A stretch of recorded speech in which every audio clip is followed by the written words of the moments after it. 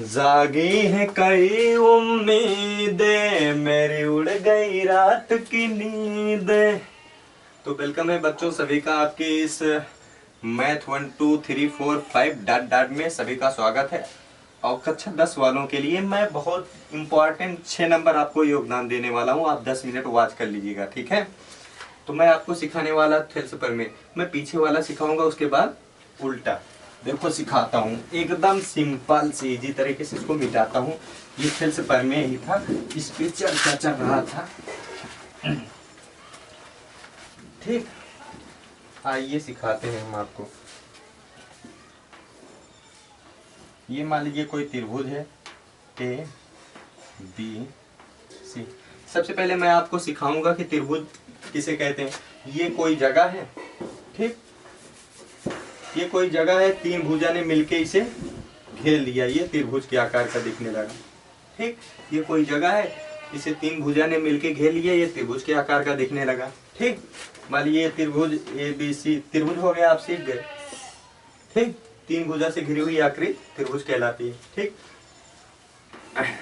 Thales प्रमेय कहता है अगर त्रिभुज की एक भुजा के समांतर कोई अन्य रेखा त्रिभुज के दो भुजाओं को परिच्छेद कर, तो ये देखो आर पार निकले, परिच्छेद कर दिए, ठीक। परिच्छेद करके जाता है तो इसका अनुपात बराबर होगा इसके अनुपात के। यानी कि अगर ये 2 होगा, 2/4 होगा, तो ये भी 2/4 होगा, तभी समांतर है। अगर ये 3/6 तो ये भी 3/6 होगा, तभी समांतर होगा, ठीक। समांतर कौन होगा? ये वाली रेखा, ठीक। उम्मीद करता हूँ ये बातें आपको समझ में आ गई होंगी। चलिए फटाक से आपको सिखाते हैं एकदम सिंपल भाषा में। मैं मान लीजिए ये देखो, मान लिया डी ई समांतर मैं दिखा रहा हूँ, ठीक। तो बी सी समांतर, अगर मैं बोलूंगा यदि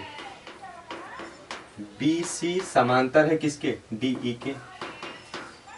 आप अभी सीखे इतना, तो इतना बटे में इतना बराबर होगा उतना बटे में उतना के, ठीक। तो यानी कि ए डी बटे में डी बी बराबर होगा किसके? ए ई बटे में ई से के, ठीक। अब थोड़ा मैं जबरदस्ती करूंगा, ठीक। मैं भी जानकार हूँ।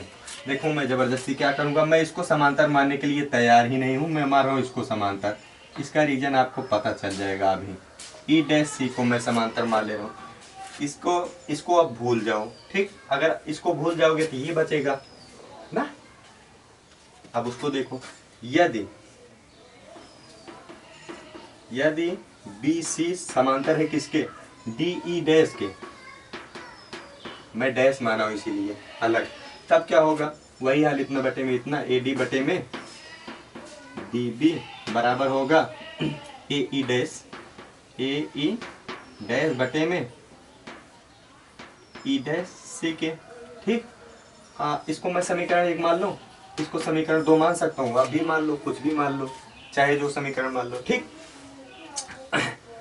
अब मैं क्या करूंगा, समीकरण 1 की तुलना समीकरण 2 से कर दूं, तो आप इसको लिख भी देना। समीकरण 1 की तुलना समीकरण 2 से। तो देखो ये पूरा सिस्टम, मैं पहला समीकरण है इसको रख दे रहा हूँ, ए डी बटे में डी बी बराबर ए ई बटे में ई सी। अब तुलना करना है दूसरे से, तो तुलना करने के लिए देखो बराबर लगा के मैं तुलना कर दे रहा हूँ। ए डी बटे में डी बी बराबर ए ई डैश बटे में ई डैश सी, ठीक। मैं तुलना कर दी। अब देखा इनका दोनों जने देखा, जितना हिसाब किताब में यहाँ मजबूत जितना है यहाँ, उतने मजबूत इधर ही देखा है ना वहाँ बातें की ना। ये इनका कहीं मार डाला, मैं कहीं इनका मार डाला, दोनों जने मार मारा है तो बचन के ये तो लिख दिया। ये बचा ए ई बटे में ई सी बराबर ए ई डैश बटे में ई डैश सी, ठीक। उत्तर तो हमें यही मिल गया। ई सी बराबर है ई डैश सी के, ई सी बराबर है ई डैश सी के, ये दोनों बराबर कह रहा है, लेकिन हम एक बित्ता ऊंचे खाले किए हैं। चलो हम और थोड़ा आगे बढ़ते हैं। अच्छा ये बताओ, दोनों अगर बराबर हैं, एक थप्पड़ इसको मारेंगे तो एक थप्पड़ उसको भी मारेंगे, हमारा भी हिसाब किताब बराबर होगा। तो मैं दोनों तरफ एक जोड़ ही सकता हूँ, ये हमारी मर्जी है। तो क्या करेंगे, दोनों तरफ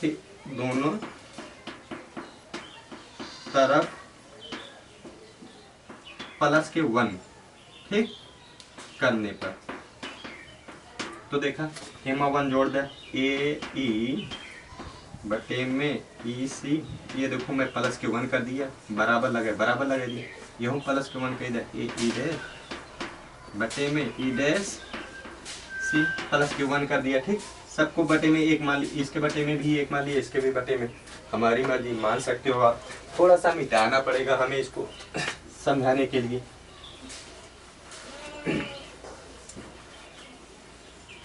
ठीक है, अब देखो आपको भिन्नों का जोड़ आता ही होगा, इसका एलसीएम लोगे तो वही आएगा, क्योंकि कॉमन तो है नहीं।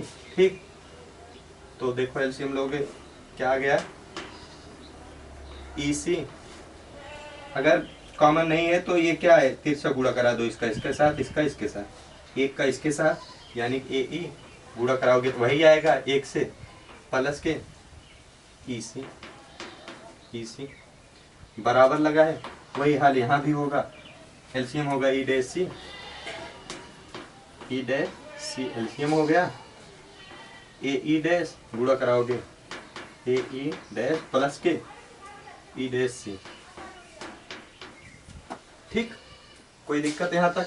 हमें यहाँ क्या देखने को मिल रहा है, ए ई कह रहा है प्लस ई सी, थोड़ा फिगर पे ध्यान दो, क्या कह रहा है, ए ई देखो कहाँ से कहाँ तक, यहाँ से ए से ई तक, ए ई धन ई सी, यानी कि ये दो रेखा का मान लीजिए टुकड़ा है, इतना कह रहा है, ये कह रहा है यहाँ से यहाँ तक, और इतना दोनों जोड़ दोगे में पूरी रेखा मिल जाएगी, यानी कि ए सी मिल जाएगा। क्या मिल जाएगा, ए सी बटे में क्या मिल गया, बटे में वही है ई सी, बराबर वही हाल यहाँ भी देख लो, ए ई डैश यानी कि इनमें से ई डैश ये वाला, और ई डैश सी, यानी कि यहीं से सी तक जाओ, यानी यहाँ से अगर दो टुकड़ा है, अगर काट लिया गया, मतलब दोनों जोड़ा जाएगा, तो ये हमें पूरा मिल जाएगा, ए सी मिल जाएगा। क्या मिल जाएगा,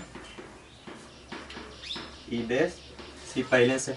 अब इधर देखो, ए सी इसमें भी, ए सी इसमें भी, ए सी कूलर बना के उड़ा दो हवा में बचा क्या, ई सी बराबर है ई डैश सी के। अब देखो समझने वाली बात यही है, हमने जो जबरदस्ती किया है, क्या जबरदस्ती किया है, अब ये कह रहा है ई सी यानी कि ई सी कह रहा है बराबर है ई डैश सी के, यानी कि ऊपरा वाले के, ये कह रहा है बराबर है, और हमने एक बित्ता कुदा दिया ऊपर, क्या कर दिया, कुदा दिया ऊपर, तो यानी कि ये बराबर कह रहा है, हमने एक बित्ता कुदा दिया है, ये हमने जबरदस्ती किया था। ठीक, और जो हमने जबरदस्ती किया था वो गलत किया, तो यही लिखना है, अर्थात हमारी अवधारणा क्या है, अर्थात हमारी अवधारणा गलत है। ठीक, क्या है, गलत है हमारी अवधारणा, जो हमने जबरदस्ती किया था। ठीक, अच्छा पूरा नोट कर लिया, नहीं समझ में आवत हो बताओ, कहानी के तौर पे बता दी। चलो, ई इतना पड़ोसी जमीन है, ई हमार जमीन है ऊपर, ये तक। ठीक, मान लीजिए कोई नापने वाला है, सपोज लेखपाल ही पकड़ लो, नापते हैं जमीन उमीन ना, तो लेखपाल आया, पड़ोसी की जमीन हियाँ से हियाँ तक है, उनने नाप दिया हियाँ से हियाँ तक, हमारे दुआरे पहुंचा दिया, घुसा दिया। अब वो लेखपाल क्या बोलेगा, चाचा इनका जमीन है, आपका जमीन उधरे है।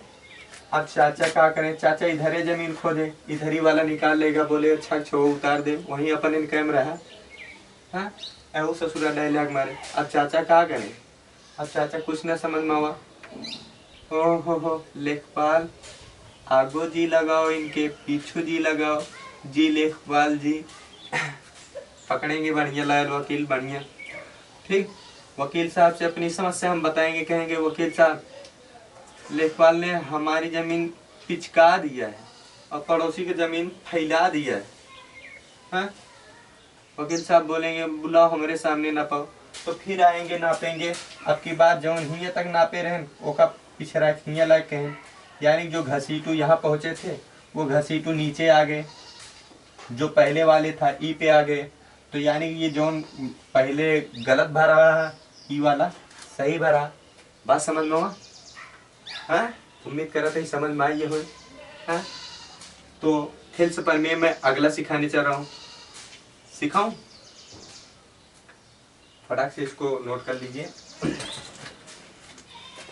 जी करता है तुझे बाहों में ले लूं, जी करता है तेरी जुल्फों। कौन गाना ये सब? ठीक ठाक गाना नहीं गावा है ये सब। ये सब गड़बड़ सड़बड़ सब गावा है इनने।